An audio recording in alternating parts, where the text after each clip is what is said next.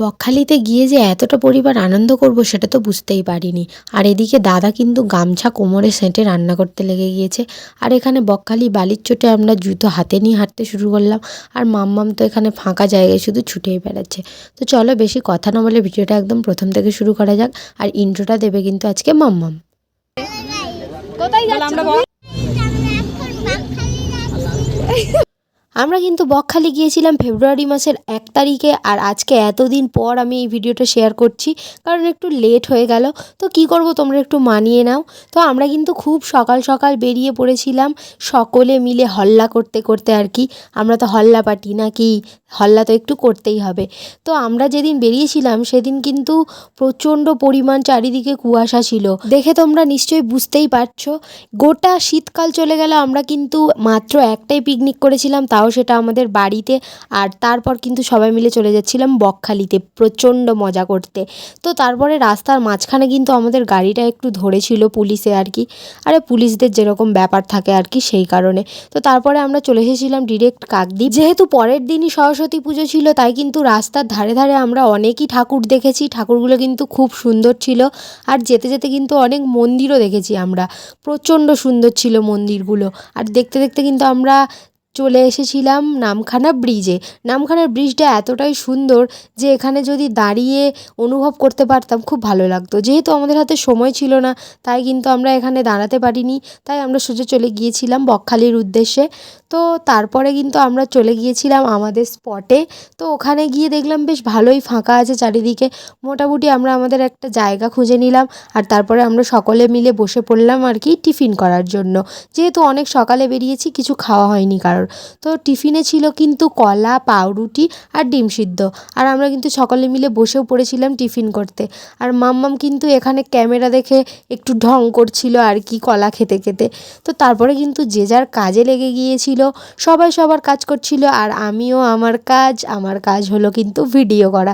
যেহেতু এখানে অনেকেই আছে, তাই আমার কিছু কাজ করার প্রয়োজন হয়নি। আমি কিন্তু পিকনিকে গিয়েই একদম ফাঁকি মারতে শুরু করে দিয়েছি।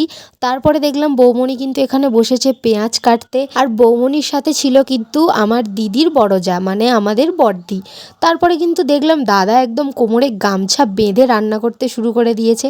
আর এদিকে কিন্তু আমাদের একমাত্র জামাইবাবু মাংসটাকে ম্যারিনেট করে নিচ্ছে, কারণ জামাইবাবু রান্না করবে। আর মাম্মাম কিন্তু এখানে এসেও দুষ্টুমি করতে শুরু করে দিয়েছে। তো এইসবের ফাঁকে কিন্তু আমরা খেয়ে নিচ্ছিলাম একটু করে কোল্ড ড্রিঙ্কস। যেহেতু ছেলেদের জন্য একটু অন্যরকম ব্যবস্থা ছিল, তাই আমাদের জন্য তো এটুকু ব্যবস্থা হতেই পারে। তো তারপরে কিন্তু আমরা চলে যাচ্ছিলাম একটু ঘুরতে নদীর ধারে। আর আমি তো নদীর ধারে এসে জাস্ট অবাক হয়ে গেছি ভিউটা দেখে। যেহেতু আমরা দুপুরের দিকে নদীর ধারে গিয়েছিলাম, তাই কিন্তু তখন ছিল জোয়ার। আর জোয়ারের জন্য কিন্তু চারিদিকে জল ছিল, তাই আমরা ওদিকটাতে যেতে পারিনি। তাই কিন্তু আমরা চলে গিয়েছিলাম এখানকার main point I love Bakkhali, যেটা কিন্তু আমি উল্টো দিক থেকে ভিডিও বানিয়েছিলাম। হাম থোড়া দিমাগ সে পাগল হ্যায়। এখানে কিন্তু এতটা পরিমাণ বালি, জুতো পরে হাঁটাই যাচ্ছিল না, তাই কিন্তু আমরা সকলে জুতো হাতে করে নিয়ে হাঁটতে শুরু করে দিয়েছিলাম।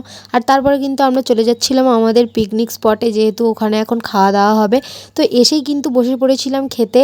আর আমাদের মেনুতে ছিল কিন্তু ডাল, আলু ভাজা, চিকেন, স্যালাড, চাটনি, পাঁপড় আর নলেন গুড়ের রসগোল্লা। তো খাওয়া দাওয়া করে আমরা একটু বসে পড়েছিলাম, বসে রেস্ট নিচ্ছিলাম আর খাচ্ছিলাম আমলকি, আমি আর মাম্মাম। তো তারপরে কিন্তু এখানে সবাইয়ের খাওয়া দাওয়া শেষ হওয়ার পর এখানে সব কিছু গুছিয়ে নেওয়া হচ্ছিল। আর মাম্মাম তো ওর মতো দুষ্টুমি করেই যাচ্ছে।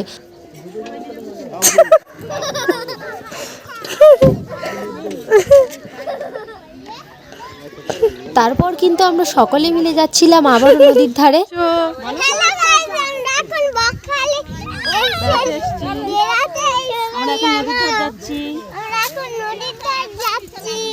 যেহেতু দুপুরবেলা জোয়ার হওয়ার কারণে চারিদিকে জল ছিল, তাই কিন্তু আমরা এদিকটাতে আসতে পারিনি। তাই কিন্তু বিকালে ভাটা হয়ে যাওয়ার পর আমরা সবাই মিলে যাচ্ছিলাম ওই দিকটাতে। আর এখানে কিন্তু চারিদিকে শুধু চড়া বালি, বালি আর বালি, যেদিকেই তাকাবে সেই দিকেই শুধু বালি আর বালি। শুধু মাঝে মাঝে এরকম একটু আধটু জল জমে রয়েছে আর কি। আর আমরা কিন্তু এই জলের মধ্যে বেশ দারুণই মজা করছিলাম। আর তারপরে কিন্তু চলে এসেছিলাম আমরা একদম শেষ প্রান্তে, যেখান থেকেই আসলে জলটা শুরু। আমরা তো দারুণ মজা করেছি। তো তোমরা যারা যারা যারা কিন্তু এখনও বকখালি যাওনি অবশ্যই গিয়ে ঘুরে এসো, খুব সুন্দর জায়গা। আর এখানে কিন্তু রুমও ভাড়া পাওয়া যায়, তোমাদের কিন্তু কোনো অসুবিধাই হবে না, তোমরা এখানে স্টেও করতে পারো। তো তারপরে কিন্তু আমি সবাইয়ের কাছ থেকে ধরে ধরে রিভিউ নিচ্ছিলাম আর কি। দেব একবার হাই করে দাও ভিডিওতে। হাই, কেমন লাগলো বকখালি ঘুরে? খুব ভালো। শুভমের তোর কেমন লেগেছে বলবি তো? আরে বল, সুন্দর লেগেছে। তোমার কেমন লাগলো? ও সব wow wow wow. Just looking wow. তারপর কিন্তু আমরা আবারও চলে এসেছিলাম বিচে, আর এখানে এসে দেখলাম অনেক রকমের মাছ রয়েছে, আর লেগে গেলাম আমাদের ফটো সেশনে। আর ফটো সেশন শেষ করে আমরা চলে গিয়েছিলাম একটু দোকানগুলো ঘুরতে।